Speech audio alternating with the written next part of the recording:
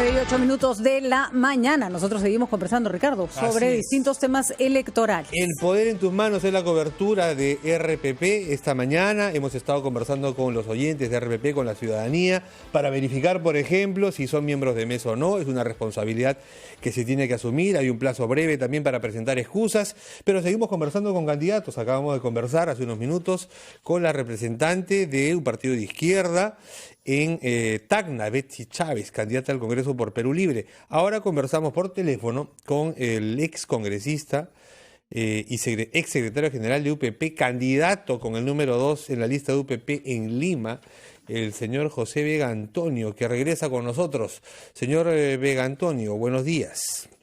Buenos días. Bueno, usted sabe, su campaña estuvo marcada por la inclusión del señor Antauro Humala en su agrupación. Salvado ese escollo negativamente porque no puede participar, ¿qué propone ahora usted? Bueno, en primer lugar, esto es un tema que, en verdad, ya el jurado determinó la exclusión. Sí. O sea, presentación de amparo o consideramos ya por exclusión, finalmente esperamos resolver el tema.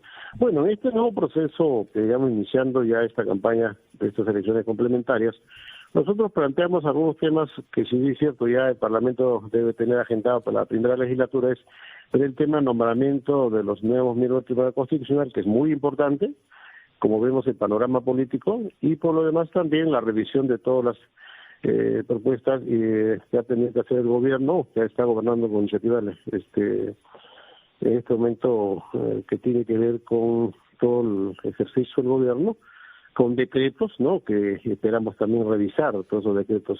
¿Podría precisar, señor Vega, porque la verdad que hasta ahora toda su agenda se la había tomado defendiendo al señor Antauro Humala, y cuando le preguntamos sobre propuestas concretas, nos gustaría escuchar algo concreto? Bueno, nosotros planteamos, por ejemplo, hay un tema muy sensible que vive nuestro país. Es el tema de la inseguridad ciudadana. Nosotros consideramos que en el Parlamento lo ideal, nuestra propuesta es el cambio de la Constitución, pero como que de repente lo prioritario en esta agenda corta que se va a dar al Parlamento sería, por ejemplo, restablecer la pena de muerte. ¿Por qué a diario vemos que los delincuentes están cercando Lima y diferentes ciudades y asesinando por robarse una cartera, por robar un celular, y por lo demás también vemos lamentables hechos? Pena de muerte. Ya, o sea, hemos pasado del show de Antauro Humala, ahora vamos a la pena de muerte, tema que le va a generar más polémica. Nos gustaría saber en qué términos lo han planteado y para qué casos.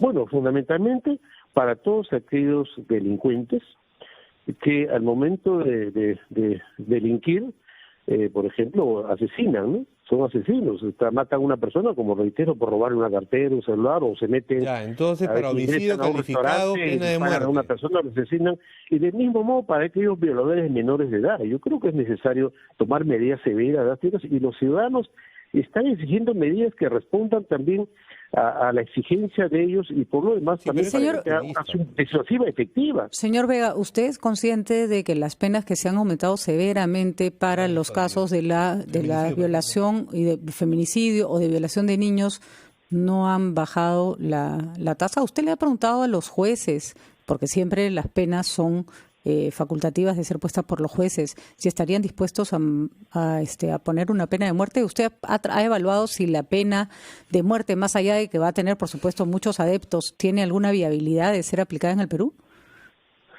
Mire, usted me da una respuesta, creo, con la pregunta, porque mire, los resultados son negativos.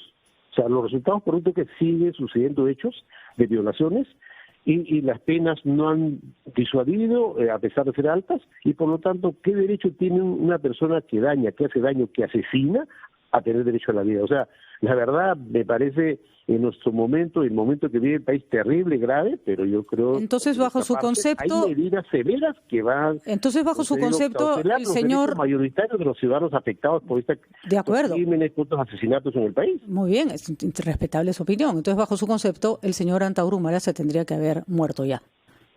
No, pero en el caso de él hay un tema, él no asesinó, no mató a nadie. No, o sea, cuatro.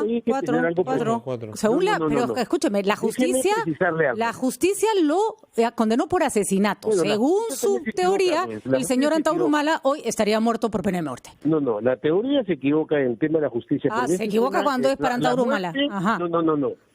Esas muertes lamentables, mi solidaridad con la familia de los policías y los 12 no caceristas, fueron ejecutados por malos elementos de la Fuerza Armada que dispararon desde el cerro de Huaco por la espalda. No, ese es su... No, pues, señor Vega. Interpretación. Bueno, entonces fíjese usted. En teoría, como dice Patricia, Antauro Humala debería haber sido fusilado. Entonces lo que va a pasar, señor Vega, es que, de acuerdo con lo que usted plantea, si un juez se equivoca, como usted cree que se equivocaron en el caso de Antauro Humala, va a matar a un inocente. Plan B de su propuesta, que se mueran los inocentes cuando la justicia se equivoque.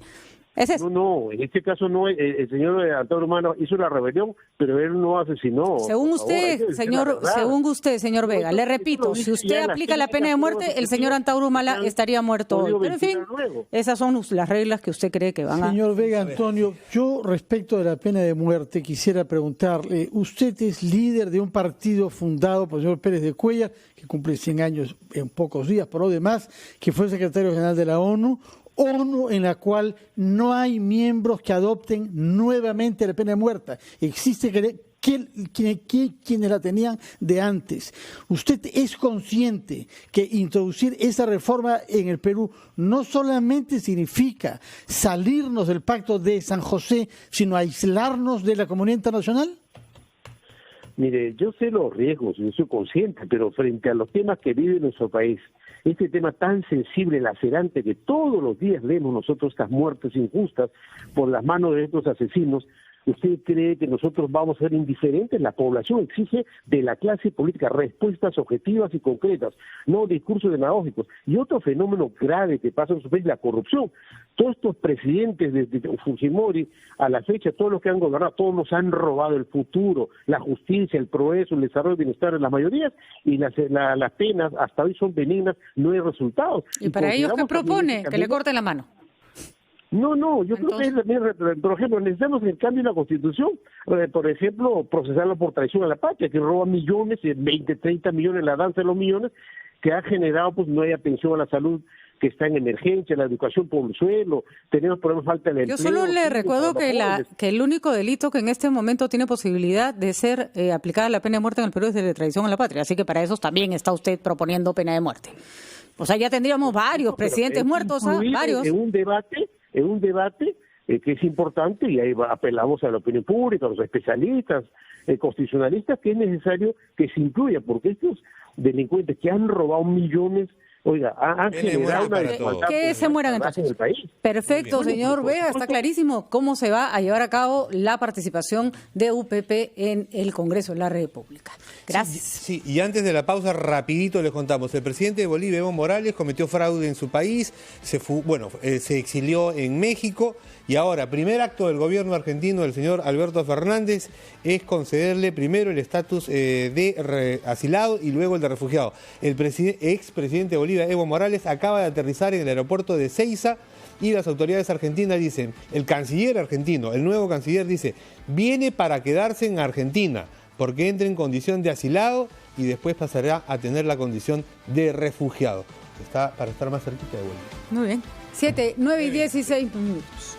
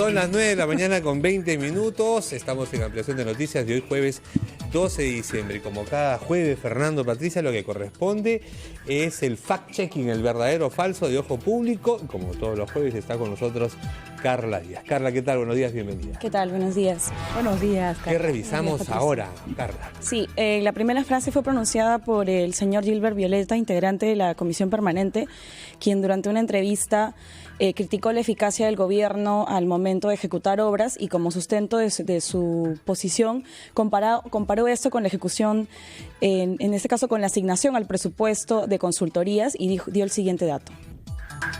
Se han incrementado 905 millones en consultorías solamente en este año.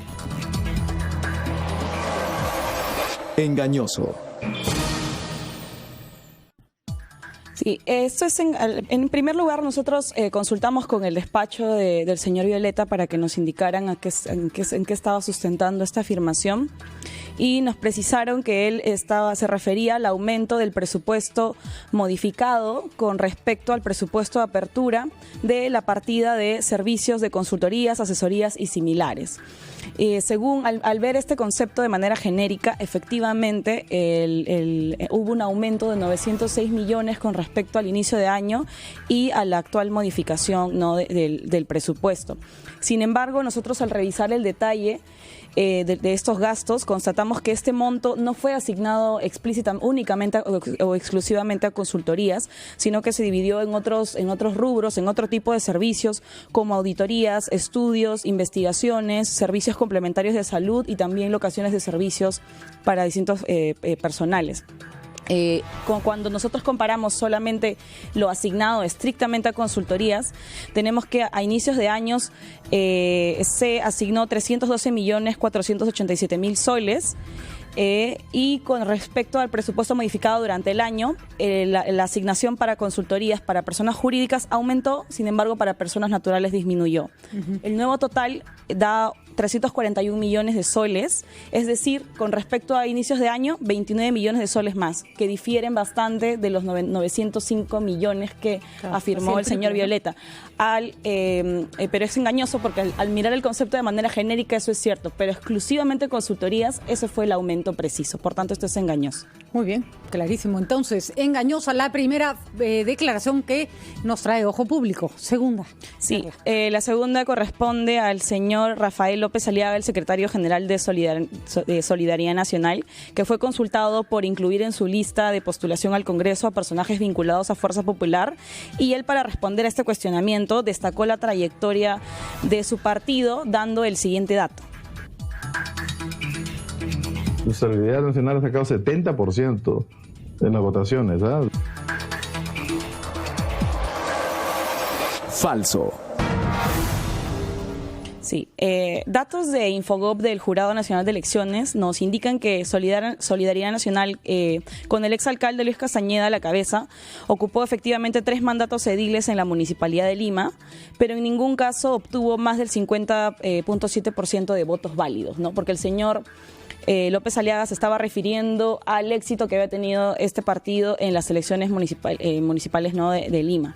Según el Jurado Nacional de Elecciones, las votaciones de Solidaridad Nacional en los comicios municipales fueron de 39.90% en 2002, de 47% en 2006, y en el 2014 tuvo su pico más alto con 50%, y para el 2018 registró una caída de 2.58% de votos válidos, ¿no?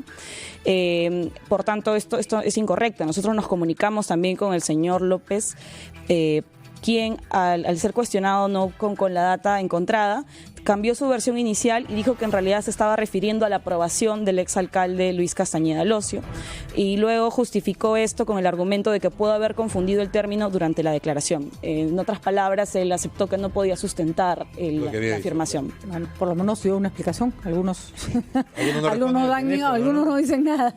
Muy bien, siguiente declaración, Carla. La última declaración le corresponde al candidato al Congreso y ex ministro del Interior, el señor Daniel Urresti, quien durante una actividad pública partidaria para promocionar su candidatura comentó que debían modificarse ciertas leyes sobre seguridad ciudadana que no han sido eficaces, y como ejemplo dijo lo siguiente. Hace exactamente 15 años se puso en ejecución el nuevo Código Penal, hace 15 años, donde le quitaron la investigación a la policía y se la pasaron al fiscal. Engañoso. Sí, bien. El código de 1940, inicialmente el que fue cambiado según el señor Urresti, facultaba a la policía a investigar delitos de oficio y sin plazo. A partir del 2004, ¿no?, con la promulgación del nuevo Código Procesal Penal, exige que la policía informe al fiscal quién decide abrir investigación o no, y eso también está ahora pauteado por plazos. No es correcto en este caso lo afirmado por el señor Urresti, porque con el nuevo cambio del Código Procesal Penal no se trata de que la policía no pueda investigar, sino que ahora debe informar al fiscal quien debe autorizar el inicio de una investigación preparatoria. Esto lo hemos encontrado sustentado en algunos artículos del nuevo Código Procesal Penal, que indica que incluso que la policía debe detectar delitos por iniciativa propia, quiere decir que no le quita iniciativa a la policía, e informar en caso de conocer hechos delictivos a la Fiscalía. Otro artículo también incluso indica expresamente que la policía continuará investigaciones que haya iniciado y las que el fiscal disponga cuando conozca de hechos delictivos. En consecuencia, no es cierto que la policía ya no tenga facultades investigativas, sino que con el nuevo código el fiscal debe autorizar el inicio de una investigación oficial. Y se trabaja en conjunto, ¿no? Exactamente. Incluso además también el señor Urresti hablaba, ¿no?, de como si la Fiscalía no hubiera tenido el rol de conducción de la investigación, pero otros documentos que nosotros también hemos revisado, como en la propia Constitución, dan cuenta de que el Ministerio Público siempre ha sido el titular de estas acciones. Por tanto, no es preciso afirmar que la policía no tiene ya capacidad de investigación. Recordemos además que en el caso del antiguo Código Procesal Penal no solo tenía facultades de investigación la policía, tenía facultades la Fiscalía, incluso el juez podía ampliar una investigación, con lo cual las investigaciones no terminaban nunca. Sí, era algo que no tenía plazos definidos ni en la investigación policial ni en la investigación fiscal. Y también hubo demasiada corrupción en las investigaciones policiales, por eso se prefirió que fueran conjuntas, ¿no? Así que, nada, eso para que se sepa de dónde sale la polémica. Claro, sí, pero no es preciso, ¿no? Conforme yendo a la declaración de Urresti, no es correcto afirmar eso, porque da a entender de que se le ha atribuido a los fiscales un papel que no tenían, ¿no? O que no les corresponde. Claro. Por tanto, esa afirmación era engañosa. Muy bien. Muchas gracias, Carla Díaz de Ojo Público, por haber sometido a un examen riguroso 3 declaraciones formuladas por dirigentes políticos o públicos durante la semana pasada. Y que tengan cuidado los candidatos, ¿ah? Carla va a estar atentísima a lo que dicen, prometen. Así que nada de estar mintiendo, porque acá les van a pescar la mentira. 9:28 minutos. Gracias, Carla de Ojo Público, que estuvo con nosotros. Vamos a una pausa.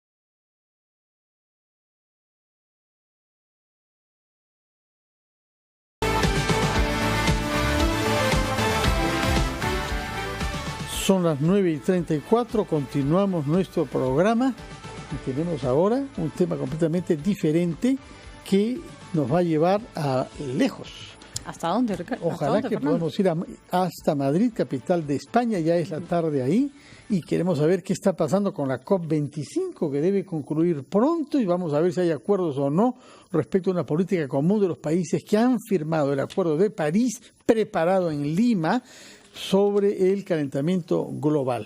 Pero tenemos en este momento algunas dificultades para establecer contacto ahí con Madrid, de manera que tendremos que esperar, sobre todo porque hoy hay una noticia que ha chocado en Estados Unidos, la persona del año, Greta Thunberg. Así es. De 16 años, según la revista Time. El primero que ha saltado a protestar indignado, Donald Trump. Qué manera de poner de cabeza. A mí me da risa cuando le quieren restar importancia y, sin embargo, los más grandotes del mundo, los presidentes más poderosos, se toman el trabajo de insultarla, responderle. De hecho, no, una chica de 16 años es capaz de poner de cabeza a los hombres más poderosos del planeta y después dicen que habla tonteras. Si hablara tonteras, nadie le haría caso y, sin embargo, todos están pendientes de lo que hace y no hace. Lo cierto es que es una lucha absolutamente válida y lo interesante es que el rostro de quienes han manifestado esa lucha, que puede ser Greta o puede ser cualquier otro, sean los jóvenes, porque son ellos los que van a heredar un planeta destruido si es que los adultos de hoy no hacemos lo que tenemos que hacer, ¿no? Ahora sí, Fernando, anunciabas primero a Malena Pinedo, la representante de la Defensoría del Pueblo, que ya está con nosotros. Malena, buenos días. Muy buenos días, gracias por la entrevista. Bueno, tenemos esta situación, la reportaba esta mañana Blas Condori, nuestro corresponsal en Puno, pero desde otros puntos de nuestro país también. Esta situación que da cuenta de que por más del 88% de personas con discapacidad en edad escolar no se encuentran matriculados. ¿Cómo así? ¿De qué se trata y qué está haciendo la Defensoría al respecto? Este estaría del Ministerio de Educación, evidentemente, pero ustedes tienen también un rol de seguimiento y de recomendación en este caso. Sí, nosotros lo que hemos hecho es que venimos supervisando al Estado peruano respecto a si está garantizando el derecho de las estudiantes, de las personas con discapacidad, para poder acceder a una educación de calidad que tiene como principio el de inclusión. Es decir, si los chicos, chicas, si los jóvenes en edad escolar con discapacidad están siendo matriculados en los colegios públicos y privados, si se les está garantizando que ellos aprendan, si la brecha está bajando o no.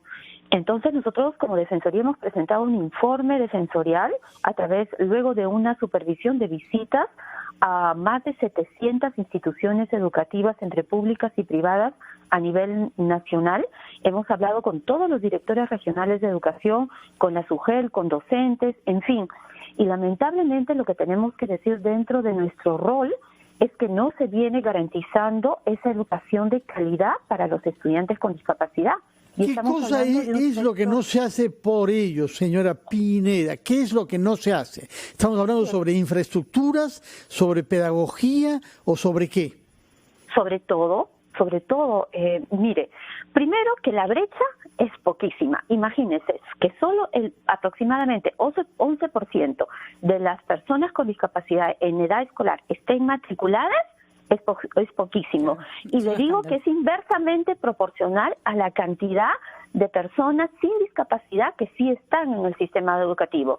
¿Qué no se les garantiza? La infraestructura no es accesible. Solo el 0.7% de los colegios entre públicos y privados son accesibles. Los docentes no están capacitados, les falta mucho capacitación. ¿Qué dicen las autoridades educativas de los colegios, de las direcciones regionales de educación?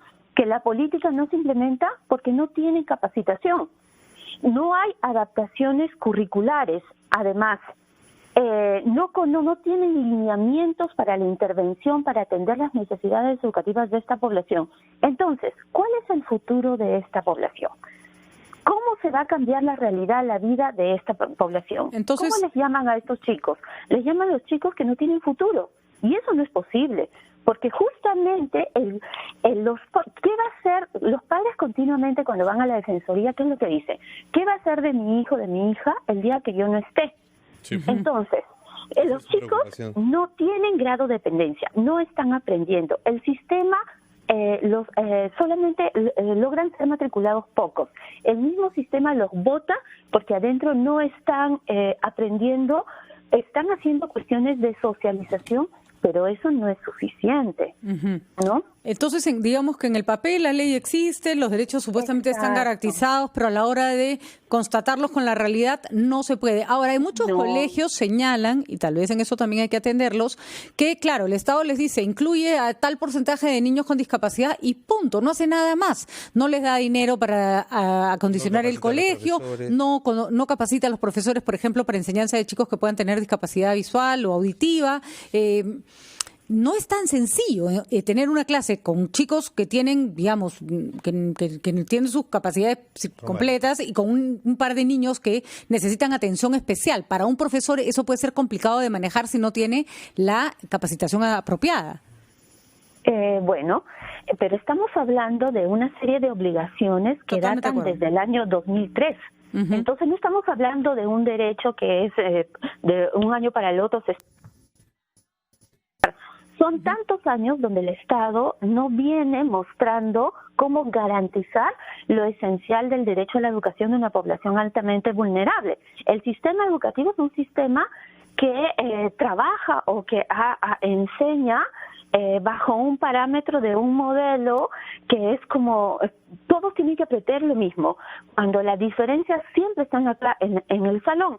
Quiero decirles que la inclusión no tiene que ver solamente con la población con discapacidad, sino con mejorar la calidad educativa y atender a la diversidad del aula. Totalmente en las aulas hay 30% más o menos de alumnado que tienen dificultades de aprendizaje por su diversidad. Los chicos que tienen discalculia, disgrafía, que tienen TDAH, que tienen otro tipo de problemas, no son tampoco correctamente atendidos, y así es que nosotros estamos llamando la atención al Estado, no para llamar la atención del Estado por gusto, sino para decir, bueno, ¿cómo hacemos para resolver este problema? Y una de las formas de resolverlo es: esta es la situación, tomemos cartas en el asunto, garanticemos esto de manera progresiva y en cada una de las regiones. Muy bien, está entonces clarísima cuál es su función y felicitamos que hagan este trabajo, pero a ver, el Ministerio de Educación no puede ignorar más este problema ni tampoco cargarles toda la responsabilidad a los colegios cuando en realidad necesitan las condiciones apropiadas. Muchas gracias. Solamente déjenme por favor un minuto para decirles que solamente el 0.62% del presupuesto de todo el sector educación se destina a esto. Qué horror. Y lo que le llamamos la atención es que el Estado invierta en los más vulnerables. Muy bien, muchísimas gracias. Siempre hemos dicho y lo repetiremos, la cantidad de plata que el Estado le determina a cada situación es una muestra de cuánto le interesa el problema. Ahí está, lo tienen en números. El 0.62% del dinero de los peruanos es, según el Estado peruano, lo que deben recibir de atención los niños con discapacidad. De terror.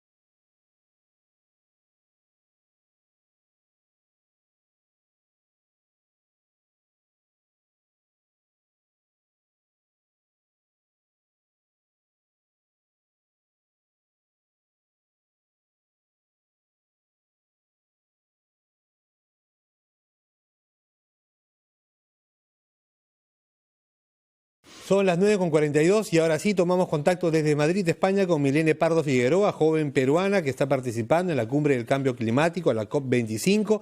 Ha leído en representación de los jóvenes el Manifiesto Global para la Acción Climática. Milene, muy buenos días, bienvenida. Buenos días, muchas gracias por la entrevista. Sí, te escuchamos entusiasmada. Cuéntanos cómo ha sido esta presentación primera y si nos puede resumir lo que decía ese manifiesto global de los jóvenes por la acción climática. Sí, El manifiesto global que presentamos 3 jóvenes, incluyéndome a mí, que fui representante de Latinoamérica, un chico español y una chica de Jordania, fue el manifiesto que escribimos en Nueva York, en las Naciones Unidas, en el Youth Climate Action Forum, que fue el pasado septiembre en la Asamblea General de las Naciones Unidas. Entonces, este manifiesto lo vamos desarrollando desde septiembre, todo es a través de la web, que han participado más de 5.000 jóvenes alrededor del mundo, en sesiones por Skype, y cada uno va añadiendo sus ideas, y más que todo es un manifiesto que llama la atención a los gobiernos de todo el mundo para que incluyan las voces de la juventud. ¿Y qué dice esa voz de la juventud, precisamente? Es decir, además de decir, escúchennos, tenemos algo que decir, ¿qué dicen? Lo que queremos nosotros es que nos incluyan en su toma de decisiones para el cambio climático. Queremos que reduzcan las emisiones de CO2 para el 2020 y que apliquen de una manera efectiva los objetivos de desarrollo sostenible que se vienen desarrollando todo este tiempo, y aún así muchos países no los han aplicado positivamente en sus políticas. Y a nivel local, ¿qué cosa es lo que se puede hacer? Porque es verdad que todos estos pedidos a nivel mundial son indispensables para tener un mundo mucho más limpio, más viable, que no se destruya en el camino, pero Milén, nosotros tenemos un país donde no podemos ni siquiera manejar nuestra basura en el sentido más básico, ¿no? ¿Cómo ves tú el problema local? ¿No?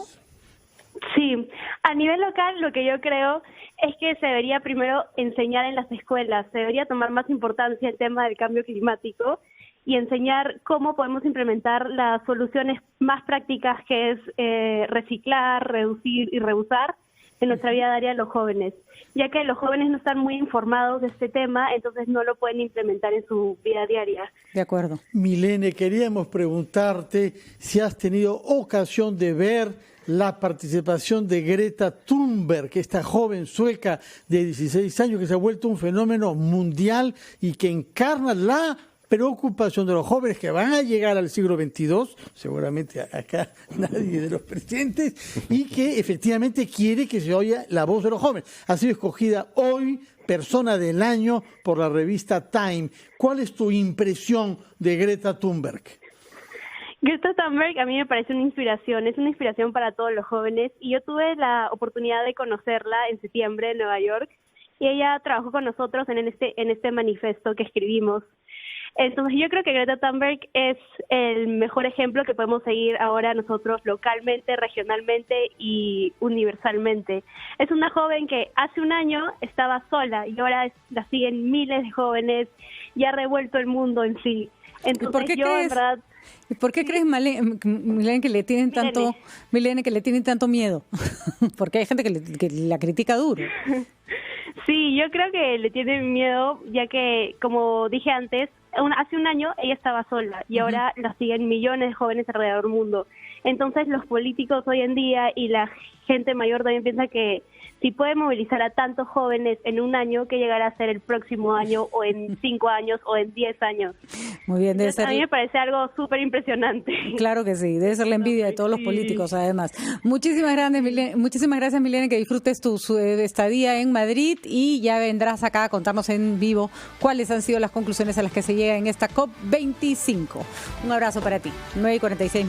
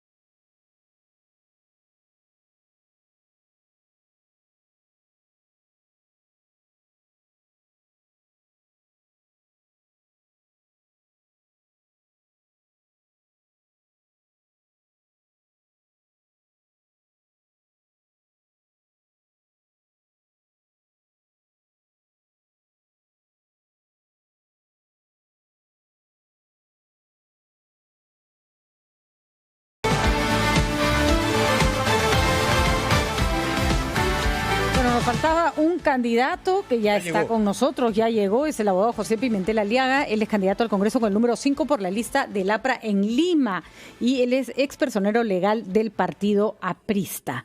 Él no ha llegado a la lista por votación, sino por designación del partido y le vamos a preguntar, bueno, cuáles son las propuestas del APRA, porque hasta ahora hemos tenido como informaciones confusas. Hemos tenido a un Mauricio Mulder que dice que van al Congreso a vacar a Vizcarra. Es iniciativa personal. Y de ahí no hay otros candidatos han dicho, no, ese no es nuestro plan. Así que finalmente, si tuviera usted que definir cuál es la misión del APRA en este Congreso de año y poco más, año 6 meses, ¿cómo la resumiría, señor Pimentel? Gracias por estar con nosotros. Muchas gracias. Buenos días. Muy buenos días. Y a todo lo importante, los oyentes de radioprogramas. Creo que estamos viviendo una situación bastante importante, trascendente de los últimos tiempos y que va a marcar la historia del Perú. Lo que señala Mauricio respecto a Vizcarra no es una posición solamente de él, es un acuerdo que tomó el 47 plenario del Partido Aprista. Yo soy un hombre de partido y aprobó pedir la vacancia del señor Vizcarra antes del cierre del Congreso. Seguramente otra habría sido la historia si es que esa vacancia prosperara. Habría prosperado, pero efectivamente incluso al interior del partido hubieron voces disonantes y la mayoría congresal tampoco aceptó esa posición, por lo que ya la historia se ha escrito como la conocemos ahora. O sea, hubo su oportunidad, no se hizo, ya no se pedirá entonces. No, yo creo que debería haber un juicio político respecto al tema del quebrantamiento del orden democrático. El próximo Parlamento debe poner las cosas en su lugar y si efectivamente ha habido vulneración, como nosotros consideramos, de la Constitución, tiene que ser sometido a esos fueros y recibirá las sanciones respectivas. Señor Pimentel, para cerrar este tema y que nos quede a todos claro, no se trata entonces de una iniciativa personal del señor Mulder. El APRA tiene en su agenda la posibilidad de vacar o de pedir la vacancia del presidente Vizcarra. Es un mandato del 47 plenario. Más claro el agua, no es un tema de personal, es un tema de partido. Por mi parte quería preguntarle, usted se presenta a sí mismo en su página Twitter como un libre pensador y sin embargo su partido, el APRA, tiene algunas cercanías ahora con movimientos religiosos fundamentalistas, evangélicos y otros que hacen política a partir de su fanatismo religioso. ¿Cómo nos explique eso, por favor? Bueno, en el APRA nos han enseñado que uno de los principales principios, efectivamente, de la democracia y de la vida de las personas es la libertad. Y por ella se ha luchado 90 años. Al interior del partido existen muchas posiciones. Seguramente unas más extremas que otras, posiciones finalmente. Respetamos las posiciones que puedan haber al interior, entre tanto respeten las otras posturas, siempre dentro de el marco y el alineamiento político del partido. Creo que es básico el respeto y la libertad de pensamiento al interior. O sea, ahí no hay un acuerdo de partido sobre cómo comportarse con respecto a determinados pedidos de libertades o de derechos de grupos minoritarios, por ejemplo. No, más bien respetamos. Nosotros siempre hemos defendido históricamente a las minorías. Nos gustaría saber alguna propuesta concreta que usted quiera llevar, o personal, o alguna propuesta concreta partidaria, porque no tenemos mucho tiempo y queremos escuchar algo más de lo que hemos presentado. Me ha preocupado muchísimo en los últimos tiempos encontrar el problema que se ha generado a partir del cierre ya de 32 universidades en el Perú, que ha dejado más o menos 130.000 alumnos fuera, desplazados de sus casas de estudios. Efectivamente, se atribuye a una deficiente calidad educativa y yo creo que en ese sentido nadie podría reprochar a la SUNEDU de aspirar a un modelo educativo que responda a las necesidades de un país que aspira a crecer. No, porque ahí se van a formar los líderes. Pero sin embargo, creo que las 130.000 familias que hoy día están viviendo ese drama requieren de una solución. No se trata de solamente echarlos a la calle a estos alumnos. No se echaron a la calle, hay 2 años, usted lo sabe perfectamente, señor Pimentel, 2 años de transición. Efectivamente, en esos 2 años de transición le han dicho al alumnado que busque cómo ingresar, reinsertarse a la vida educativa, pero le están recortando 2 años de estudios y eso con ello 2 años de inversión. ¿Y eso lo tiene que pagar el Estado o lo tiene que pagar, el caso de las universidades privadas, que son la mayoría, la universidad que los estafó? Yo creo que los estafadores deberían estar presos, pero sin embargo el Estado debiera de nombrar juntas transitorias de gobierno para efectos de conducir al licenciamiento de estas universidades y no terminar perjudicando al alumnado. Entonces, chao SUNEDU, entonces la SUNEDU está pintada. No, más bien la SUNEDU podría ser la que establezca este mecanismo como lo está haciendo con la señor Pimentel. Pero señor Pimentel, usted sabe que las universidades han llegado a ese punto después de pasar por un proceso de acompañamiento de la SUNEDU para ver si se licenciaban o no. Y se les ha advertido en el proceso, le falta A, le falta B, le falta C, y al final los que no han conseguido, no han hecho lo que se les pidió. Y no se acogieron al proceso que usted quiere que lo vuelvan a hacer. Efectivamente, son las autoridades las que han incumplido y no hay ninguna sanción contra ellos. Son los únicos sancionados o afectados en este caso son los alumnos. Y creo que podríamos buscar una medida intermedia. ¿Usted quiere que a esas autoridades las vuelvan a, en fin, les den más oportunidades? Un poco confuso la propuesta, ya tendremos más tiempo para conversarla. Muchísimas gracias por estar acá. Son las 9:57 de la mañana. Nos despedimos, señores. Buenos días y hasta mañana. Viene el gran resumen de la hora y luego continuamos con Encendidos.